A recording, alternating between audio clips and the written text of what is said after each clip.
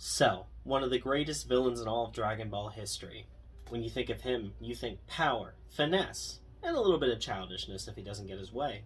That's a trait that he shares along with Raditz, the first villain of Dragon Ball Z. A villain kind of left on the sidelines compared to everyone else. I mean, yeah, his time was as short-lived as Nappa's, and yet people have always seemed to want him back. Well, that's what we aim to do in today's continuation of the series, What If Raditz Fought Goku at Kame House. In this series, we saw a change in venue that has led to drastic changes from the original timeline, including Raditz and Nappa alive and well as good guys, facing off against Cell with the rest of the Dragon team. But more than that, we saw more than one Super Saiyan 2 emerge. Raditz was the second Super Saiyan 2 up against Cell. Before we continue, please subscribe to this channel and leave a like on the video if you enjoy it. Everyone, I really need the support. It'd be awesome if you did it. And if you haven't seen the first part, it's right up there. In our last part, we saw Goku killed in an instant, and in a fit of rage, both Gohan and Raditz achieved Super Saiyan 2. Cell was really in a bind. He stood no chance against just one Super Saiyan 2, let alone two of them. Not being given the time to use his Kaioken times 10, he was punched in the gut and Android 18 was expelled from his body. And in a fit of rage, he decided it's time to blow himself up. However, Gohan this time wasn't going to give him the chance. Using instant transmission, he whisked them both away to a mystery location. Where, you might ask? Let's find out. Several thoughts filled Gohan's mind as he placed his hand onto Cell's body. Feelings of regret, anger, frustration, sorrow, and even remorse for what he was about to do. Putting two fingers onto his hand, he used instant transmission and was gone. The rest of the Dragon team was shocked. This was clearly a sacrifice made by this preteen, just a child, that had no business being there, that deserved much more than to face this imminent death. But Gohan wasn't quite alone. The only power signature that he could recognize was that of Master Pabara, and he appeared in front of him on the planet Yardrat, with Cell in tow. This, however, came to no shock to the Master. He frankly saw it coming, and with a deep sigh, he accepted his fate. Cell exploded, taking all of planet Yardrat with him. Gohan, Master Pabara, and the rest of the species perished. Back on Earth, the rest of the Cell Juniors were wiped out by the remains of the Dragon team. Everyone stood there a bit in shock, and even though it was bittersweet, they celebrated their victory against Cell. The Dragon Team members in Super Saiyan and above powered down, and they relaxed a little bit. It was done. They lost two people, but the Dragon Balls could always bring them back. However, they eased up a little too soon. While Vegeta was going to shake his own son's hand, a shot pierced Trunks right in front of him. Trunks died instantly as well, and Super Perfect Cell made his reappearance. My. I found myself worried there for a brief moment. However, the results certainly speak for themselves. I've regained my perfect state, and I've even surpassed it. In fact, I suppose I should call myself Super Perfect Cell. Perhaps it's my Saiyan pride in me, or even Frieza's arrogance. However, I find myself teeming for round 2. Why don't you all give me a good show this time? Most of the Dragon team stood there horrified, except for two people. Raditz immediately became enraged and powered back up to Super Saiyan 2, and Vegeta, well, he barely even heard Cell. The words that were emitted by Cell to him were just muffled. He was there, out alone, in his own mind, trying to process what just happened. His own son killed in front of him. You see, Vegeta is stronger in this version of the series. He didn't just go in with Trunks the second time into the time chamber. He brought Piccolo with him, and Piccolo was a formidable force. The three of them trained together relentlessly, and Vegeta came out much more powerful than he originally was. So much so that he was just on the brink of it, and this was enough to tip him over. With an aggressive scream, Vegeta powered up even further, electricity sparkling around him. He achieved Super Saiyan 2 as well. Angrily, he turned around and faced Cell, nothing but seething rage in his eyes. And then he glanced over at Raditz. The two of them nodded their heads, and they went after Cell. Round 2 of that tag team versus this menace. And this fight was brutal. Cell had to pull out all his stops. Kaioken times 10 on top of every skill that he possibly knew. He used instant transmission, Kamehameha waves, even attempting the Kienzan to get them, but to no avail. Those two Saiyans were dead even with him. Their teamwork was devastating, and Cell, although he wasn't on the back foot at all, was also not gaining any ground. The teamwork of these two Saiyans was impeccable, and it was just enough to keep a stalemate, and it seemed like it was never going to end. But it had to eventually. Cell decided to fly up into the air and launch a maximum power Kamehameha, with a goal to just destroy the entire planet and move on to the next one. But he was met with very stern resistance.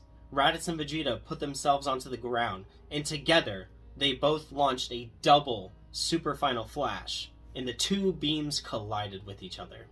The beams again were dead even, but Cell had one more trick up his sleeve. You see, in the short amount of time, he'd even managed to push Kaioken even further.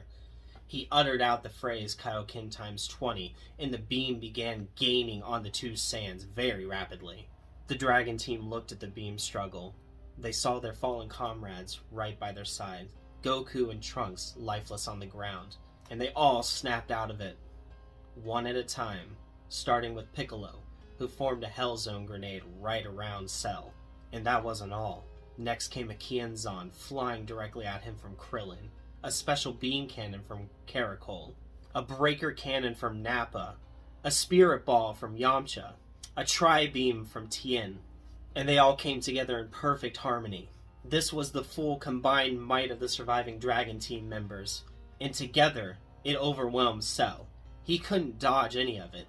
He couldn't get out of this beam struggle, and he had no preparation. The Kienzan went straight through him, slicing him in half. All the beams enveloped him. The special beam cannon pierced directly through him as well, and he was overwhelmed. The beams hit him, and the double Super Final Flash enveloped Cell, completely destroying him. He was obliterated. Nothing left to regenerate. The dust settled, and the Dragon Team looked around. They were reluctant this time. Did they actually do it? Did they take out Cell entirely? They didn't feel his presence. And after a short time passed, they finally accepted it. They had won this battle. This struggle for Earth was done. The Cell games were over, and the Dragon Team was victorious. Earth was safe once more. After traveling to the lookout, they realized that the Dragon Balls had been finished. They summoned forth Shenron, and their first wish was interrupted by a voice. Goku was speaking to them. Hey guys, I hate to bother you, but I just want to let you know, Gohan ended up taking them to Yard Rat. Yeah, so that planet's kind of gone. If you're gonna wish people back, you should probably bring that planet back first. Goku? Is that you? You must be talking to us through King Kai. Hey, King Kai. Yeah, whatever. Just get the wish done already. Okay, geesh. Alright, first we wish for planet Yard Rat to be brought back. Shenron grants the wish, and then wishes for a second one. Dende smiles, letting them know that he had improved the dragon.